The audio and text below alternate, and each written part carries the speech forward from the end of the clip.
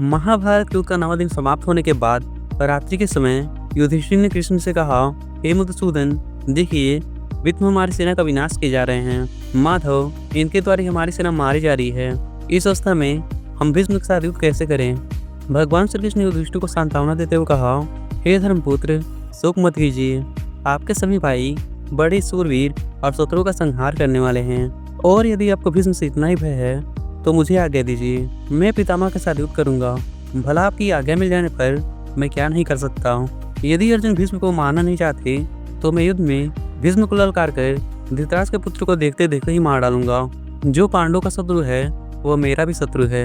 राजन, आपके भाई अर्जुन मेरे सखा हैं। मैं अर्जुन के लिए अपने शरीर का मांस काट कर भी दे सकता हूँ। अर्जुन भी मेरे लिए अपने प्राणों का परित्याग कर सकते हैं।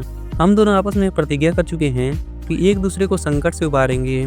कुंती पुत्र अर्जुन अगर अपने पूरी सामर्थ्य से युद्ध करें तो संभव को भी संभव कर सकते हैं। हे नरेश्वर, दैत्यों और दानवों सहित संपूर्ण देवताओं को भी अर्जुन युद्ध में मार सकते हैं। फिर भीष्म को मारना कौन सी बड़ी बात है? पितामह तो विपरीत पक्ष का आश्रय लेने वाले और बलहीन हैं। अब उनके जीवन के कुछ ही क्षण शेष रह गए हैं, इसलिए वे अपने कर्तव्य को नहीं समझ रहे हैं। युधिष्ठिर ने कहा, हे माधव, आप ठीक ही कहते हैं। ये समस्त कौरव आपका वेग सहन नहीं कर सकते। हे गोविंद, आपको अपना रक्षक पाकर मैं सही संपूर्ण देवताओं को भी जीत सकता हूँ, लेकिन मैं आपको युद्ध करने की आज्ञा नहीं दे सकता। आपको युद्ध की आज्ञा देकर मैं आपको मिथ्यावादी नहीं बनाना चाहता। युद्ध शुरू होने से पहले विष्णु ने मुझसे कहा था कि उचित समय आने पर मैं तुम्हारे हित का सलाह दे सकता हूँ। इसलिए अगर आपकी आज्ञा हो तो हम लोग भीष्म के वध का उपाय पूछने के लिए स्वयं उनके पास चलें।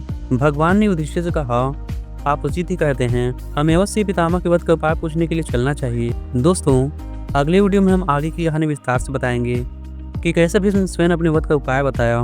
तो हमारे चैनल को सब्सक्राइब करें और कमेंट में लिखें, जय श्री कृष्ण।